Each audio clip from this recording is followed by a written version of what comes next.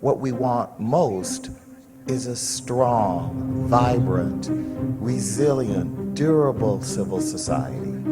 Because if you have that, you have the potential for transformation in a democracy.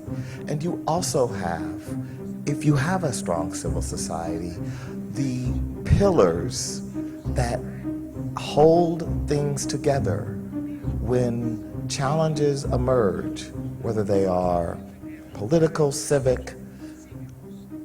Civil society, if it is strong and resourced, rises to the occasion to solve problems. I think the challenge today is that too many in philanthropy, too many of us who are social investors, treat our grantee partners as contractors. We contract with them to do our work. That's not how we see philanthropy at the Ford Foundation. Our role is to give voice, agency, power to people who represent people in society who are often left out and left behind, to support their institutions, to support their leadership, and to support their ideas. The Ford Foundation made its first grant in 1952 in South Africa. We were interested in the new laws that had been passed in this thing called apartheid. No one knew what apartheid was. South Africa was a somewhat isolated, semi-isolated country, and we began an engagement on the issue of South African apartheid. We made grants literally on apartheid for 40 years before democracy came to South Africa. Now, it took a commitment to social justice, not to metrics, not to evaluation, but to saying there are things that are right to do because we care about justice. And so it's true, in our South Africa program, if we had done an evaluation, I can assure you some evaluator would have said, this program is not a success. I assure you there would have been metrics that would have led us to conclude that we should stop spending money on that program.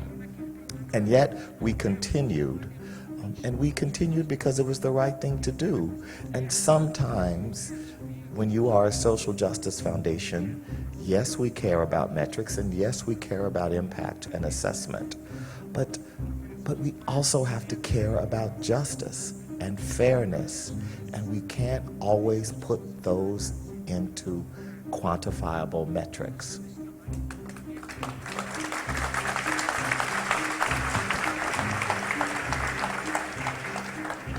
The challenge is that those of us who are privileged, and I am certainly privileged, I know what it feels like not to have money, and I know what it feels like to have money and economic security. And for those few of us in this world who have that, we are hugely privileged. The question is, how are we using our privilege? Are we using our privilege to compound our advantage? Or are we using our privilege to disrupt the structures that in many ways are set up to reinforce our privilege? And so what I would like to believe is that there are people, and I thought the previous panel was so great because I'm actually very hopeful that there are people in the world who are very privileged and very disturbed about what's happening in the world, and who aren't interested in prioritizing their getting richer. They're actually interested in understanding how we can have a democracy, an economy with more shared prosperity, where more people live with dignity.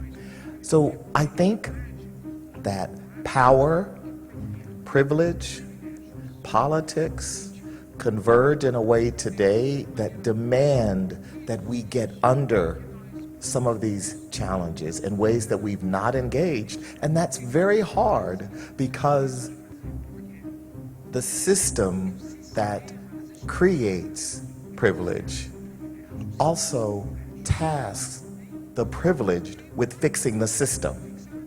And so that's a real challenge. Well, I do believe sincerely that this is an exciting and challenging and confounding moment for your democracy. And that's what happens. Democracies can confound us. They can frustrate us.